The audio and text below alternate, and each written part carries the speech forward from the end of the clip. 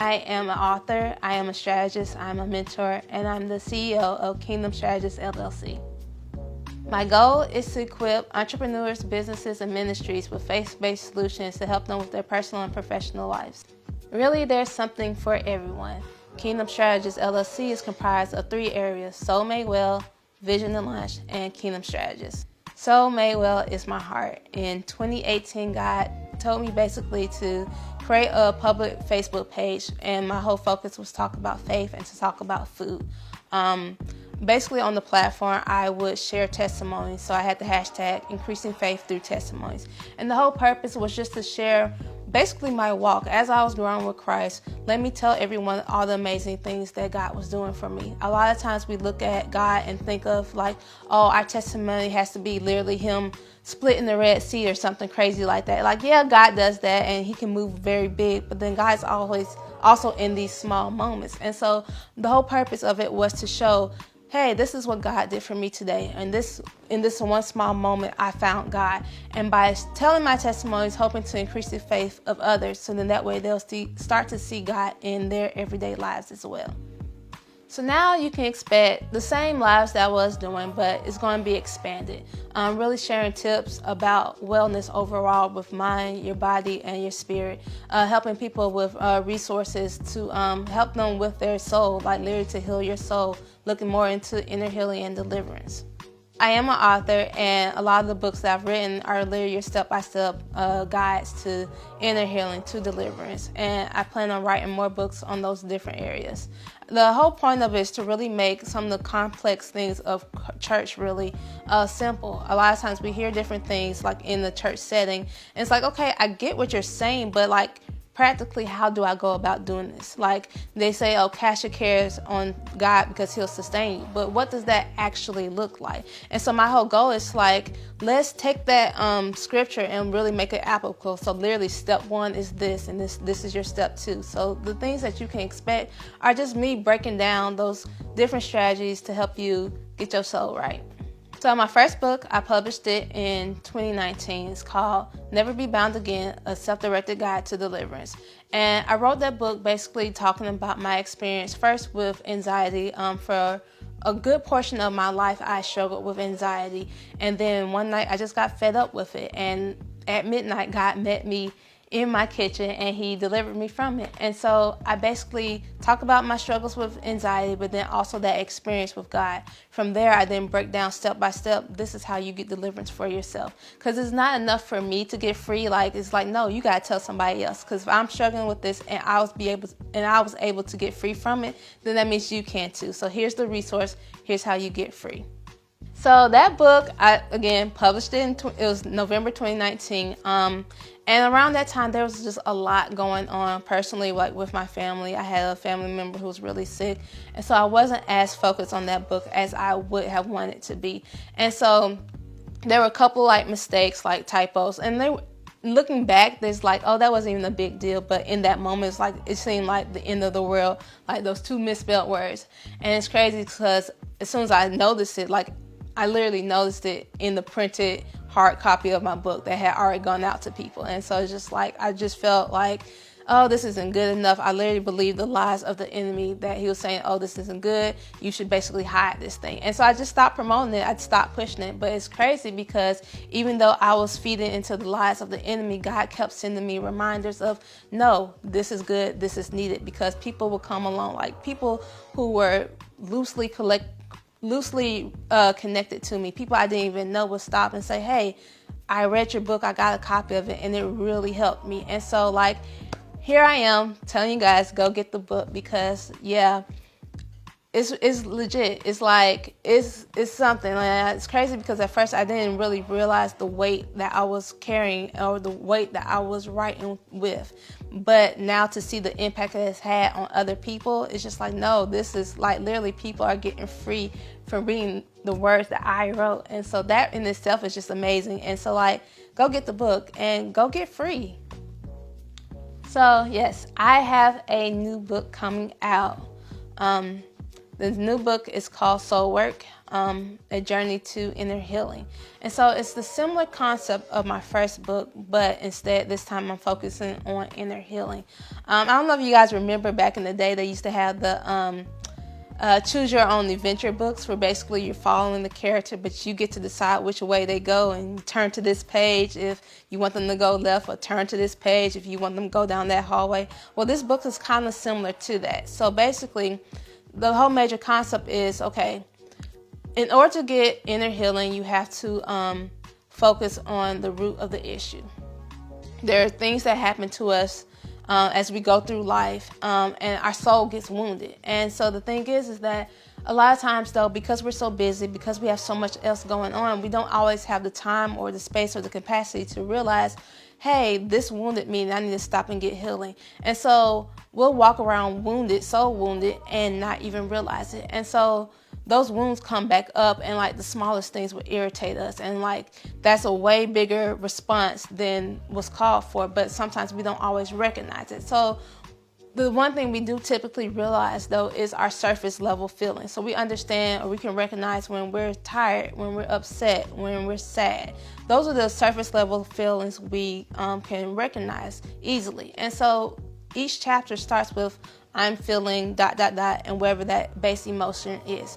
And so you just turn to whichever one you're feeling in that moment, and you basically go through, there's a series of questions and scenarios where basically I'm helping you figure out the actual root. So if you're sad, why exactly are you sad?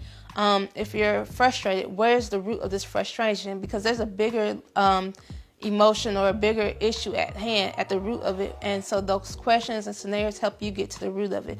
Once you figure out, okay, this is where this actual feelings come from, I lead you through a prayer that basically talks about how you get delivered, or rather how you get free from that emotion. Basically recognizing the lies of the enemy that you've taken in, and then replacing those with the word of God. What is the enemy said this about me, or made me believe this about this situation, but what does God truly say? And then we pray for healing. This book is for my ladies. I really had 3 different women in mind. Around the same time, I had conversations with 3 friends, and really the thing that I kind of was noticing was that there was different areas in their lives that they really needed to go and have inner healing with. And the thing was, they just didn't have the resources. So like, I'm trying to send text messages like, okay, this is the steps, these are the things you need to do. It's like, no. They need an actual resource. It's not just me telling them, but they need a step-by-step guide. It had to come out now. Like, literally 2020 has been a year, from the pandemic to the shutdown to the rise of social injustice. Like, literally, it was one thing to the next. And like, before we had time to process one thing that happened, something big happened right on the heels of the other one. And so, and the crazy thing about it is, it's likely that we were already holding on to things prior to 2020, prior to the pandemic, you know? And so at what point do we have time to really stop and evaluate, like, yo, let me check out, do I have battle wounds? Because like, literally, I felt like I kept getting hit one thing at the next, you know? And so this is why this had to come out now. Like, literally, it was the timing for it. Like, literally, God pressed upon me to write a book. I didn't know what that book was going to be. I just started writing. And this is what came out. Soul work came out of that session. And so literally, it's me helping others, but also getting help my own self. Like, I literally went through inner healing as I was writing this book. As I was writing this book, the most unexpected section actually ended up being the one on feeling misunderstood. When I originally set out to write this chapter, my thought process was, oh, you feel misunderstood. Maybe you're like an outcast. Maybe, you feel like no one understands you. Maybe you feel like you're the only one who's different from all your family or your friends. That was kind of the process, or at least the framework I was really originally thinking about. But then May hit and George Floyd hit, and then next thing I know, I started talking about feeling misunderstood as a Black woman in America. And so that chapter completely shifts. And in that, I started to really process things I've never actually said out loud. I feel like as Black women, there's so much we get hit with just living in America, and like, how often have we actually took the time out to really talk about these things? And so I really go through, there's been so many different cases where in my own personal life where like I was mistreated only because of how I look. And I like, the thing is just those moments happen and you just keep on going. But no, that's not right. That's not fair. Those things have an impact on us. They have an impact on our soul. And so literally, as I'm writing this chapter, I literally start speaking to different people. I spoke to this one lady white, Caucasian, older lady. I was in the grocery store, literally just, absentmindedly walking down the aisle. Wasn't really paying attention to much, just browsing. And she's walking towards me, and she literally pushes my shoulder, with her shoulder. So she basically brushes me out the way, right? And so that immediately gets me out of that daydream that I was in. Wait a minute, what just happened? And the crazy thing is, it's a pretty wide aisle, and even though I was kind of in the middle of it, one step over and she would have missed me completely. And so the whole situation was just wait, what happened? It's oh, I see. You saw young black female. Oh, automatically you thought, oh, I'm confrontational. And because of that, oh, you weren't going to back down. So now here you are, and you literally collided with me just because you wasn't going to back down. When really, it wasn't even that case. It wasn't I was being confrontational. Oh, I was trying to, prove myself against you or anything like that. It was literally, I wasn't paying attention. And so there's these different moments where I never allowed myself to really process it. And so as I wrote that section, I'm literally taking the time to this is how I felt, but this is what I wish you understood. Because you had this one thing in mind, but this is what I really was feeling in that moment. And so that one completely took me off guard. I did not think I was going down that route, but I'm so glad I did, because I feel like it opens up a place for us to really, as women, as black people in America, to really stop and talk yo, we're going through the things. When it comes to race, that stuff still affects us in 2020. And so let's talk about it and let's actually heal from it. The most difficult section in this book to write was the one on feeling sad. Now I have two chapters about feeling sad, and the first one is because of you lost a person, so someone died. I wrote this chapter a couple of months after the passing of my grandmother. My grandmother got sick around November of 2019, and then she just didn't get better, and she ended up passing at the end of January 2020. And so I'm writing this book over the summertime, and I expected for me to be a touchy subject just because she had just recently passed, and I'm still kind of mourning the loss of her. But actually, and this is actually kind of one of the more unexpected moments as well, I break that section up into two different categories. One is that someone passed who was terminally ill. And while my grandmother wasn't ill for an extended period of time, she was ill for a while, for several months. And so I kind of put her in that category. The second one was someone passed away suddenly.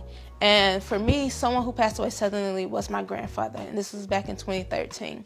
Out of nowhere, he had a heart attack.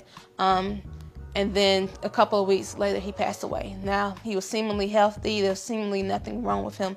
All of a sudden, he's gone. And so even though that happened in 2013, as I'm writing this, I realized you didn't heal from that moment. The section where I wrote about my grandmother, I properly grieved losing the loss of my grandmother. And so that one, while it was still kind of touchy, it was no, I'm okay. But literally when I started talking about my grandfather and his death, literally I completely broke down at my kitchen table, was done for. And I realized, wait, there were so many things that I was feeling, that pent up emotions, lies for the enemy that I believed about that whole entire situation. And I did not have the time or the space to really, even communicate it, to really understand what was going on. 2013 spring, I was about to graduate from my bachelor's program. And so I was in the middle of finals. I was in the middle of trying to make sure I graduated. I did not have time to process a death. I was also trying to figure out what you're going to do next, as far as career or grad school or whatever.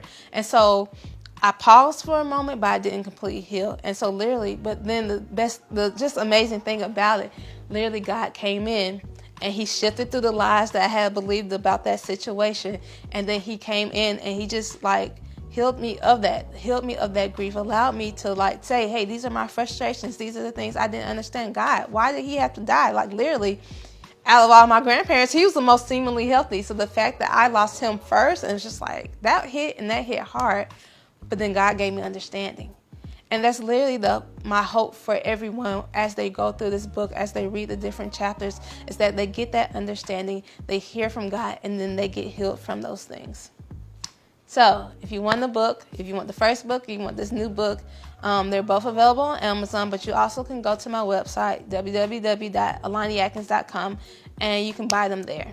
Vision to Launch is where I help visionaries become entrepreneurs through strategic planning. I help them launch their businesses. It's crazy how it came about, actually. Last year, I had a friend who was working on a business idea that she had. And every so often, I would just check in and see, hey, how's it going? And give her different tips. I've done a lot of research over the years on entrepreneurship, on business. I always had kind of a mind and a heart for business. And so as I would learn different things, I would just check in to see, hey, where are you in this process? And give her different tips and tricks on where she was. And every time we had a conversation, she'd be like, Alani, I feel like every time we talk, I need to pay you afterwards. And I'm like, girl, no, whatever. But then she continuously would say it. And then the last time she was like, all right, no, Alani, seriously, figure it out and I'm going to pay you.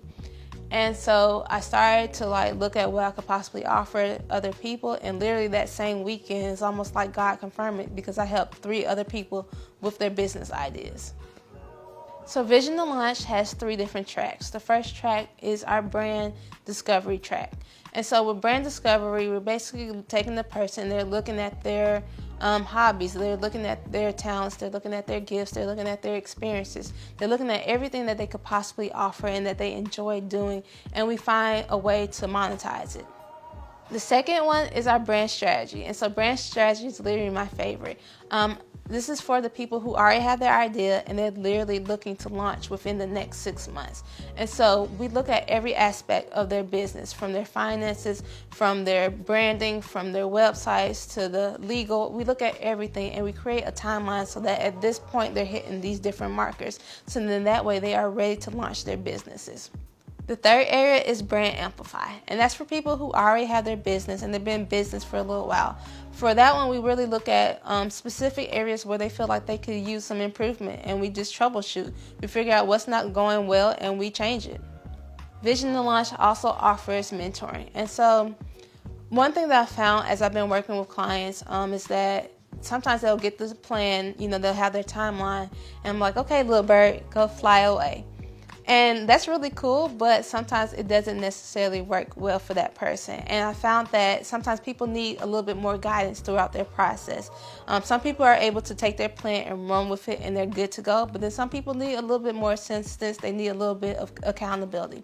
And so my mentoring program is where I literally every so often, monthly, every other week, however often they need it, I touch in, see where they are on their track and see where they need to be. I kind of basically kick them into gear, make sure that everything's on track, and make sure that they actually launch on the date that they want to launch on. You know that you're a good fit if you're ready to start one of your streams of income. I know a lot of people are like, there's this big push to oh, everybody needs to be a full-time entrepreneur. Oh, you need to have a business. Don't be working a 9 to 5 for the rest of your life. I get it. But realistically, that's a very big step. And so Vision to Launch is really great for the people who are like, okay, I know I need multiple streams of income. I'm not ready to take on all of that right now from a self-employed position, but I'm ready to take on one. I'm ready to start that one. So if you're ready to start that first stream of income or your next stream of income, or if you're interested in monetizing one of your hobbies, you're a great fit. You know you're a great fit if you're driven, if you're ready to go. It's like, okay, I've been thinking about this thing long enough. I'm ready to actually put action to it. You're a great fit. If you want to find out more information, simply go to my website, www.alaniatkins.com. You can also follow me on Facebook and Instagram at Alani N. Atkins. With Kingdom Strategist, I help churches create a standard of excellence through perfecting their systems in order to remove barriers to Christ. The reason why I work with churches is actually personal. Back in August, my sister was looking for a new church, and I just so happened to be in town, and we visited one together. She really loved the service. She thought it was great, and she continued to visit that church for several months afterwards.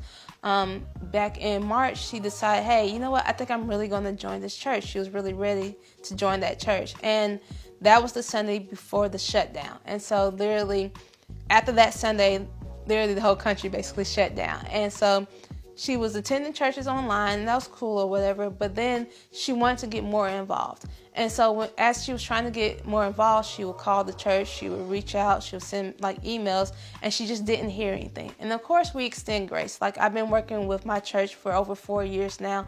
And so being in the leadership position with a church, I understood firsthand what this pandemic did to churches and like our systems and our communications. And so like, even when she would ask me like, hey, what should I do? What should I do? Like, don't worry about it. They're trying to figure out their systems. They're trying to regroup. It's totally cool. Okay, well, that was March. That was cool in March. That was cool in April. That was even cool in May. But come June, July, it's like, okay, now you guys should have had something going. And the fact that she was still trying to reach out and still wasn't really getting anything back, it was really frustrating. And so my thing is like, from being a part of church leadership, from literally helping someone plant a church, I understand the mechanics of church. I understand all the work you're doing and all the different moving pieces that you're trying to keep up with. I totally get that. But on the same side, there's a soul out there. And the thing is, when our communication isn't great, when we don't have good systems, when people fall through the cracks, it's not just like, oh, a missed opportunity. Like, no, that's a soul. In any other business, it'll be like, oh, we lost a revenue, or we lost an opportunity to reach that person. But when it comes to churches, like, no, that is a soul. And that carries a heavier weight. Like, we don't know if that was literally that person's last chance or last try of trying the church or trying to walk this Christian life out. And so my thing is, it's just like, while I understand from the church leadership standpoint, like, hey, things happen, or hey, we're overwhelmed ourselves at times, I also see it from the standpoint of my sister or other individuals who are literally, going out on the ledge just to even try to even attend this church or trying to join a new church. Like, how hard it is to even do that.